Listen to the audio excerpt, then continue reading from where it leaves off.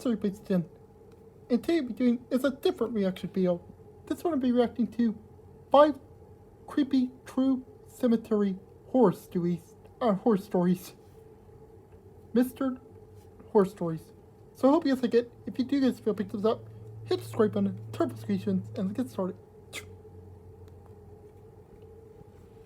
As you guys can see, it was made by Mr. Nightmare. I thought why not do this reaction video. Story 1 by Keith Sr.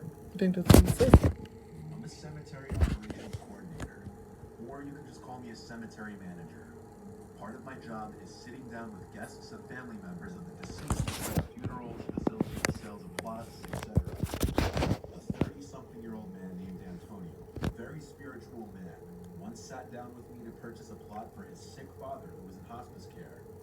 Antonio was a Hispanic man with a very thick accent, and I saw in his eyes he was a very caring man.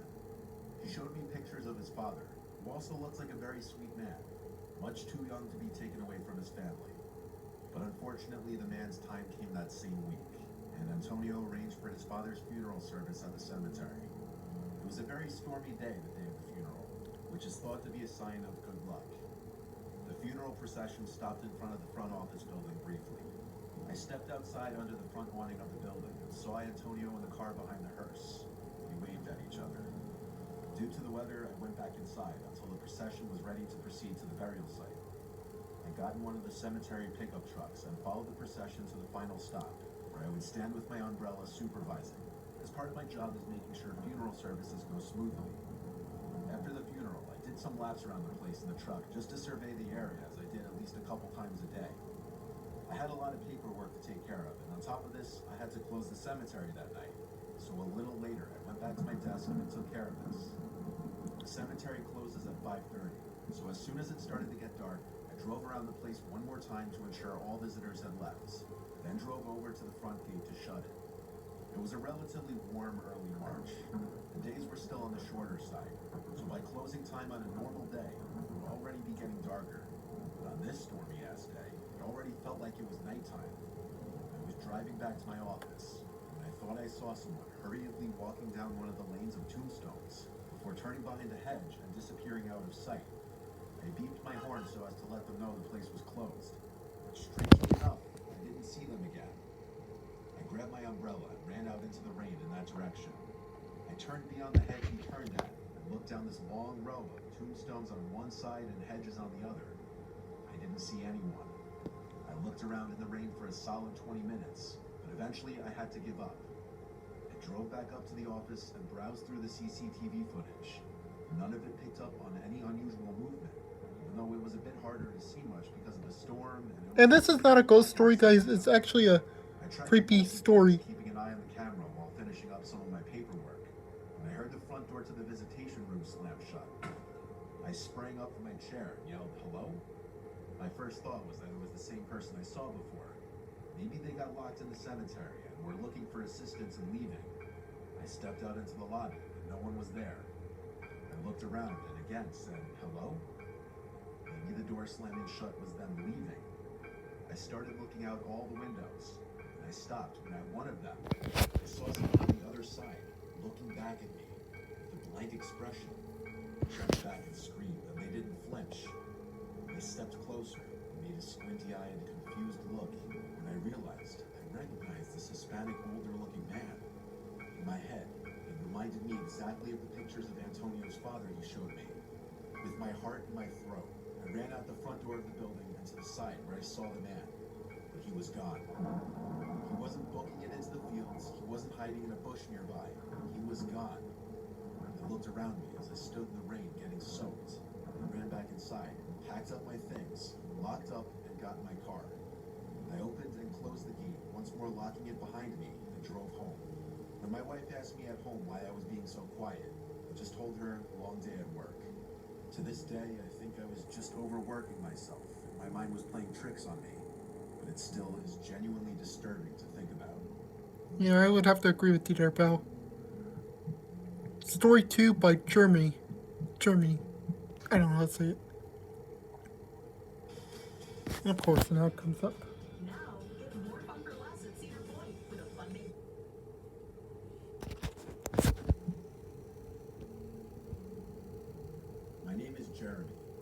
journey. The dead of October, chilly and windy. I live in a somewhat big town.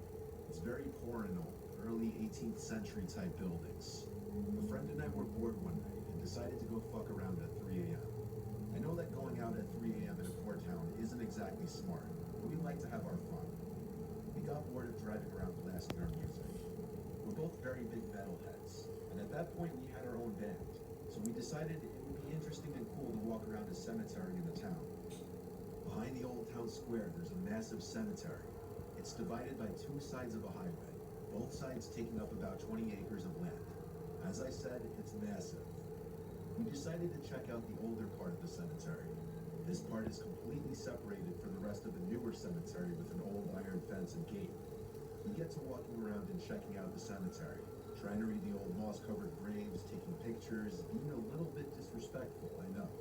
But these were graves from at least a century ago, so there was no one living that would be upset by it. And I'm sure the people in the graves didn't mind too much. After about an hour of checking it out, we sit down next to a giant pecan tree in the middle of the old cemetery. That's when we hear this little girl laughing. I mean, it was really close to us. At first I assumed maybe it was a toy left on a child's grave or something like that. I'm not one to scare you, so I just figured it's motion activated or something like that.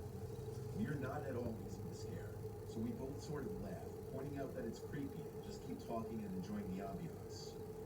Then, as in all stories like this, I get the feeling of something or someone watching me. Once again, I just figured that I was letting the entire thing get into my head. Then my friend says he thinks he sees someone in the shadows of a small wooded area right next to the cemetery, which we were really close. At this point, we're both a little creeped out and decide to get up and leave. And that noise, the exact same noise, played again. And we hear leaves crunching underneath the feet of someone. That's when we booked it. We ran down the hill leading to the old part of the cemetery, down where my car was parked. I never ran that fast in my life. I don't blame him. I would have got out there too. All of us at that point. We both sort of just went into full fight or flight mode at that point, going as fast as we could without thinking. The noises behind us stopped as we got to my car. I started my car and put it in drive, pulling out into the highway without looking. Luckily, no one hit us. We get down the road to the only gas station that's open at this time of night to check in the back of my car. We had both been discussing how we were scared some shit had been done to it. We get around to check and immediately find the back door is open. And know for a fact neither of us ever opened it. There was no reason for us to open it.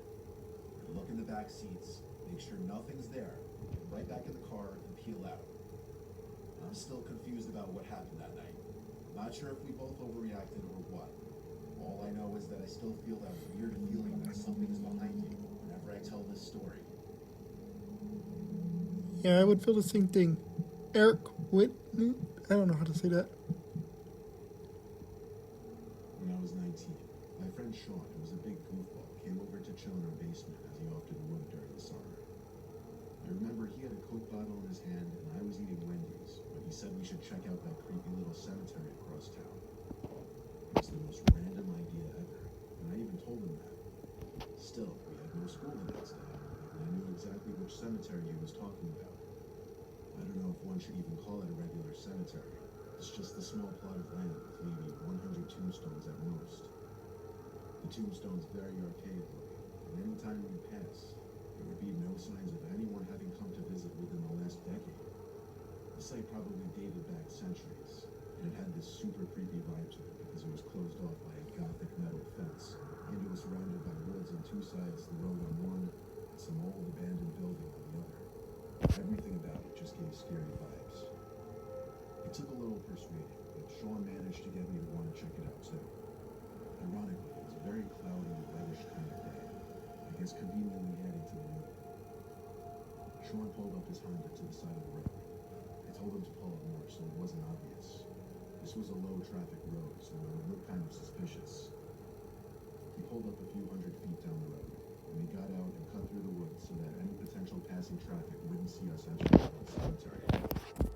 Hopping the fence in the woods was easy. It was maybe a 3 or 4 foot fence. Sean kind of took the lead on this since it was mainly his venture. He led us through the eerie little forest there, and we looked at the archaic tombstones. They all seemed to be from the 19th century. The writing on some of them was illegible at that point. I know it sounds super dumb and cliche, but I couldn't help but feel like I was being watched constantly. I started looking around the surrounding woods. I told Sean how creepy this was. I know, he replied. Still, the feeling of being watched. I looked at the abandoned building next to the cemetery and one of the windows. For a brief moment, I knew I saw someone standing at the window, even through the fog, smudge, and dirt on the glass. They casually either ducked or walked away from the window. I told Sean we were being watched by someone in that building, and he turned to look at it as well. And he went to look for the entrance to it. I told him don't. I said we should just leave before we get in trouble. I stayed still by the tombstone he was looking at while he walked around the building. Alright guys, thanks for watching. If you guys like this video, give it a big thumbs up, hit the subscribe button, turn notifications, and leave a comment. Subscribe to the channel for my side thing, and yeah. Guys, again, I'm almost close to 540 subscribers. 540 subscribers. That's a lot. For each go, I really appreciate it. Because again, this video is supposed to go. I reach 1,000 subscribers and 4 people watching. So for each go, I really appreciate it. Because again, these videos are possible to you guys. And we guys always support. Like I always say, and I always mean. And yeah. Also, guys, want to watch this was made by Mr. Nightmare. Put the link to their video, his video down in the description. But yeah, ooh, tired. But yeah, alright guys, there you go. Thanks for watching. Please like this video, leave a comment, subscribe for more. And I'll catch you guys for tomorrow, for later, for part 2 of my reaction to 5 creepy true cemetery horror stories. Alright guys, gotta go. Goodbye, and have a good day or night.